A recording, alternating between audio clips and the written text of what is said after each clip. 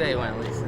I think it went really good. I think we met a lot of really good people that actually wanted to stay and talk and are appreciative of it.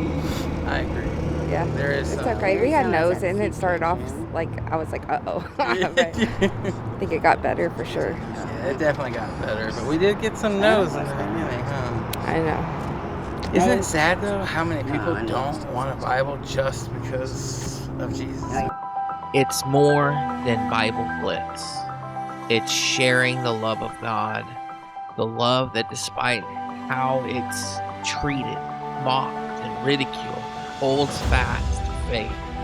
Faith that one day we will see the one who has loved without reproach, the only one who holds on to you with an everlasting love. My son, who wouldn't let his friend say a cuss word in front of me. Yeah. You don't do that in front of my mom. No, you don't do that. Don't. What, friggin', my mom says you might as well say the word. Yeah. Don't say that in front of my mom. This is Kimberly.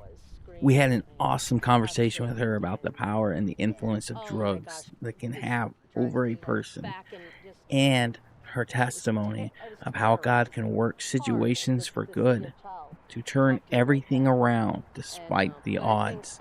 But before we get into all of that, let's first take a look at some of the awesome people who let us snap their photos during the first Bible Blitz outing.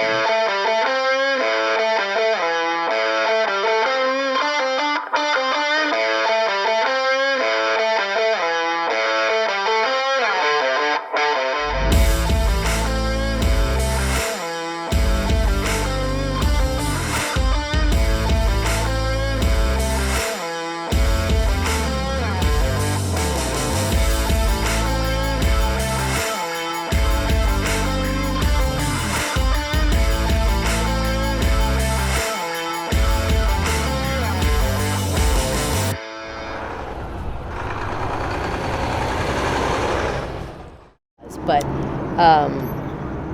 so Brian, after the ministry, asked Gary if he wanted to help him start celebrate recovery at the church with some other people.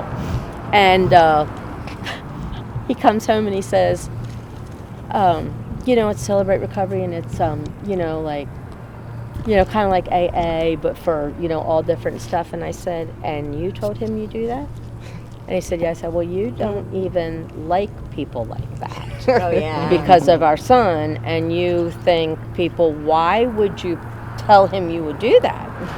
And he said, well, no, I just thought I'd do it. I tried. He said, oh, by the way, and they need women, if you want to go. Okay. So we go to the first, meeting and stuff like that. Well, we all have to go through the whole program. Yeah. 12 steps before we will even get started. And we went to a Celebrate Recovery over in Louisville and stuff just to see what they were doing. And that was terrible.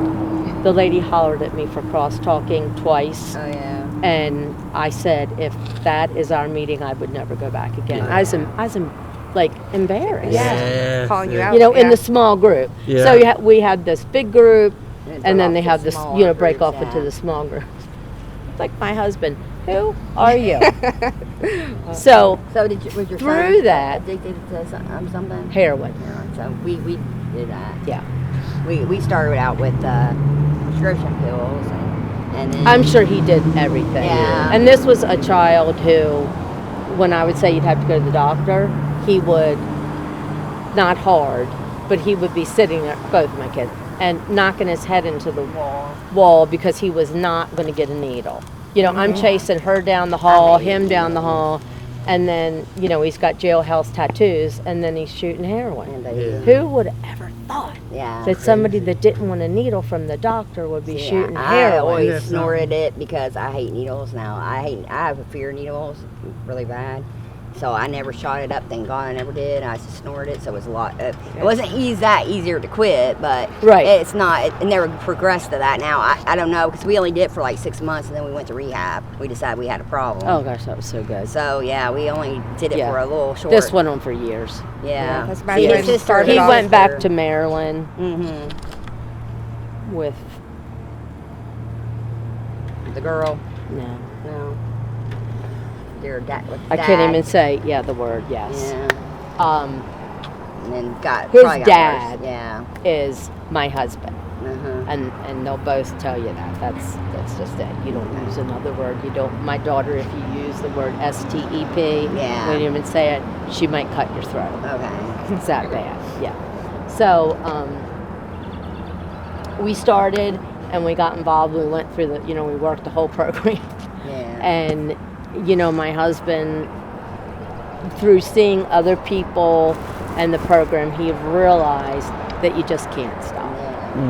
So it Well, made you it learn something from it. Yeah. a little bit easier because my life was in turmoil for years. I mean, between that. Yeah. my son, who wouldn't let his friend say a cuss word in front of me. Yeah. You don't do that in front of my mom. No, you don't do that. Don't.